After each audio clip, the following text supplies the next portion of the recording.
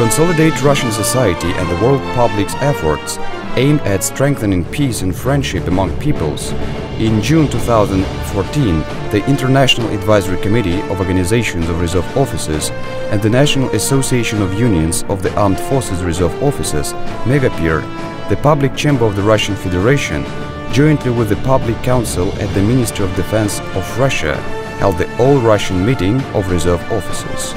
The forum was titled "The International Cooperation of Reserve Officers as a Crucial Preventive Factor Against Wars, Armed Conflicts and Terrorism." Today, there are representatives from various social and public organizations of reserve officers from Kamchatka to Kaliningrad, including interregional and international public organizations. In total, there are more than 40 of them. There are about 20 representatives from 20 diplomatic military corps and our foreign guests. Namely, I'm referring to the Vice President of the International Advisory Committee from Jordan and guests from Azerbaijan, Serbia and Slovakia. Forms of interaction with representatives from various countries allow us to exchange views and work experience and inform you about the main events that took place during the previous year.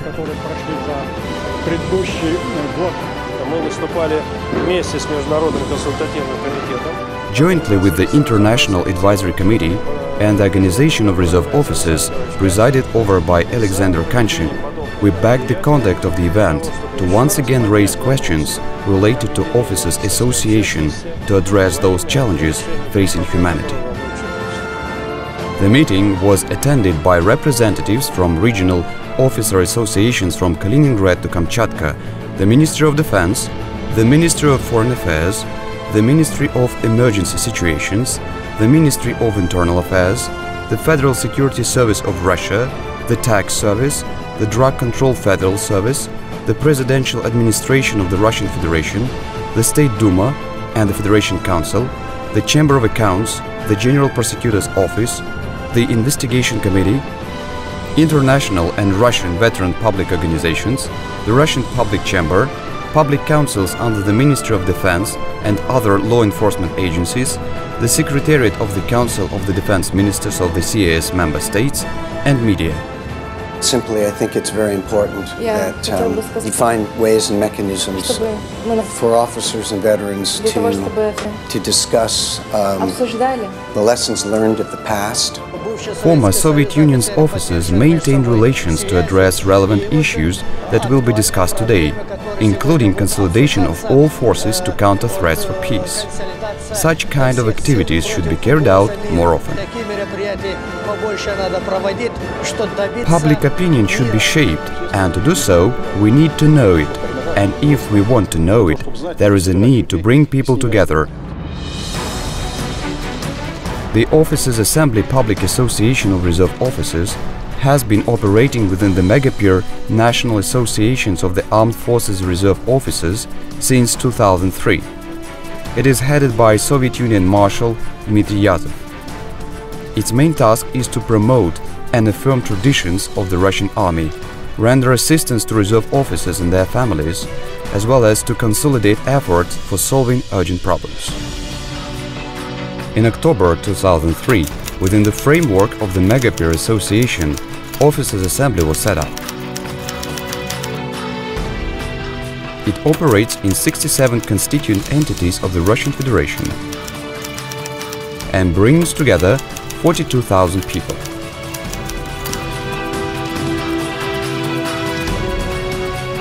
The Russian Federation Public Chamber backed the idea to conduct officers' meetings and more recently began using it for international cooperation. Earlier, such meetings were held in 2009 and 2011. Today's third All-Russian Officers meeting was held jointly with the International Advisory Committee of Organizations of Reserve Officers.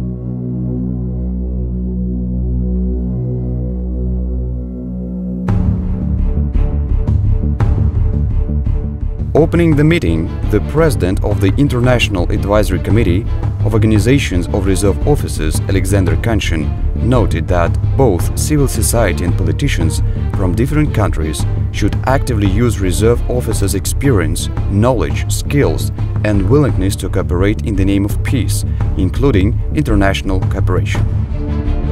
There are no indifferent people in this room. Among those present are people who have proven that serving the country is the highest priority of Russia's officer corps, which is equally true for many countries in the world. Reserve officers have the right and are obliged to openly address the state and society on issues of national security, force development, social protection of servicemen and those who have retired from the military, and patriotic work with the youth. The meeting organizers are confident that, given the difficult international situation, including the latest developments in Ukraine, the method of people's diplomacy and revitalization of veterans organizations' activities in terms of development of international cooperation, on the one hand, enhances Russia's prestige and, on the other hand, can solve challenges and threats posed to the world civilization. Our cooperation should be based on awareness that we need to pass our experience to generations to come, rather than on our personal ambitions. I think all those present here are fathers, grandfathers, and some of you are maybe already great-grandfathers. And you see, none of us wants our children and grandchildren to fight against each other in the distant future. The very idea must lay a foundation for our cooperation. Speakers unanimously confirmed that reserve officers have the authority and obligation to openly address the state and society on national security, military development, and bear responsibility for the fate of their countries and the world. Veterans of war and military conflicts from different countries need to unite, in the name of peace and for the sake of life. The First World War killed 5 million people in Russia alone, and the Second World War took about 25–27 million lives. And if we do not prevent the unleashing of the Third World War, it is most likely to cost us over 30 million lives.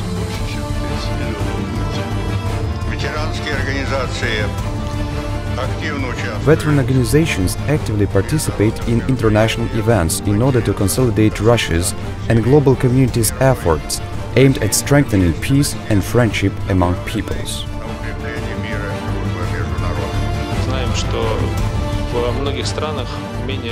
We know that in many less economically developed countries, issues of social support rendered to military observers have been resolved. I believe that the solution of the problems at the national level will allow our Russian officers being far from home to feel more socially secure.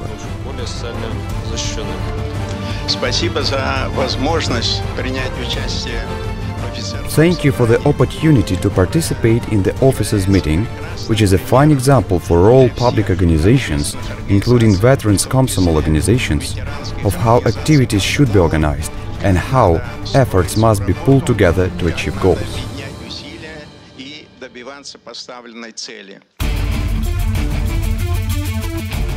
Foreign guests of the meeting delivered speeches and shared with the audience experience of their veterans organizations and emphasized the expanding authority and role of the International Advisory Committee of Organizations of Reserve Officers in establishing friendly contacts among reserve officers from different countries.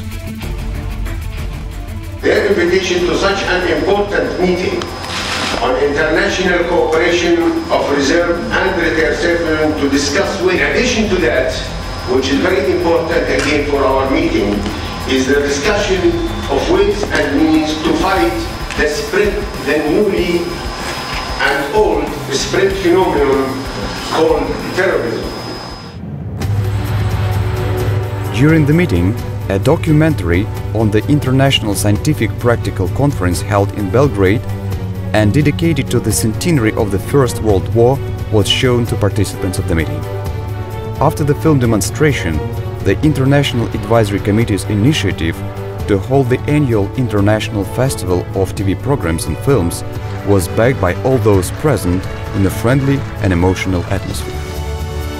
Megapir goes international, and we can state that it has already done it with flying colors. Today's International Officers Meeting is very important. This is a foundation for communication, exchange of experiences, and establishing business contacts. Besides, it is seen as one of our working instruments.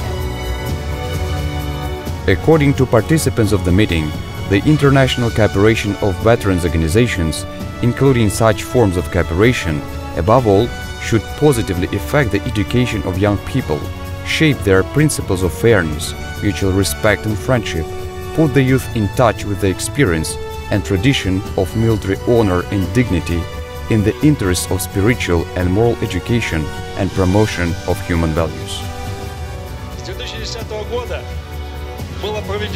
Since 2010, the Council of Representatives of the Megapir Association held 2 officers' meetings in the Kamchatka region. The meetings' resolutions were sent not only to the Megapir Association leadership, but to the governor, the Legislative Assembly and the Chief Federal Inspector of the Kamchatka region. Nowadays, we do a lot of work on the scale of the International Club of the Council of Defense Ministers of the CIS countries. Pavel Grachov presided over our club, and after he passed away, some reorganizations are taking place these days. Here, I would like to take note that he did a good deal to strengthen relations among the CIS countries and to jointly solve all topical issues. The forum also summed up the work of the Public Chamber on issues of national security and socio-economic conditions of military personnel, their families and veterans.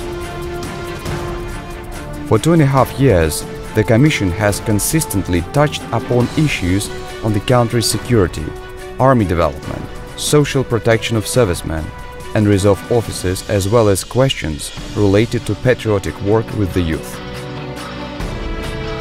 A lot of proposals were reflected in legislative acts, federal and other documents of states and agencies.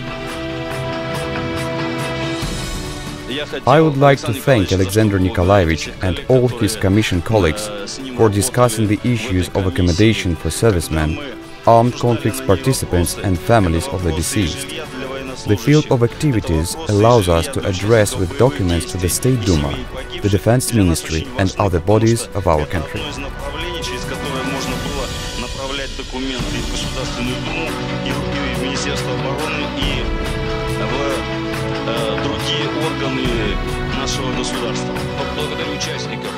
I would like to thank the participants of the All-Russian Officers Meeting for our fruitful work, the development of cooperation among veteran organizations around the world in the name of peace.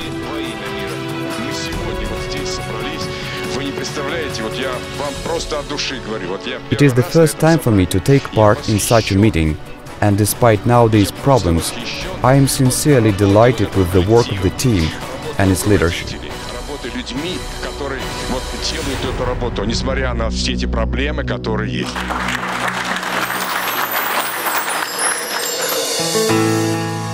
Summarizing results of the meeting, there was made an address to the country's political leadership, Russia's federal agencies, the international community, as well as to all Russian and foreign reserve officers to unite their efforts for countering modern threats, strengthening friendship and cooperation between peoples, and deepening humanitarian cooperation among armies of different countries. During a friendly informal communication at a ceremonial reception, participants and guests of the meeting shared their impressions on the results of the event and unanimously concluded that officers' meetings were an important means to unite veterans and an effective form of international people's diplomacy.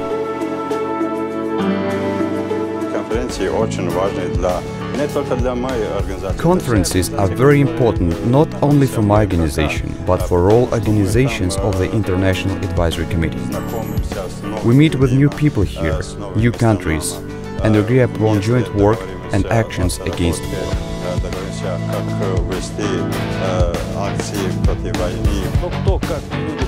People who have passed through horrors of wars and hardships of military service do have first-hand experience, and they know about blood and death, and know how to fight, carry out public and state activities aimed at establishing peace in the entire world.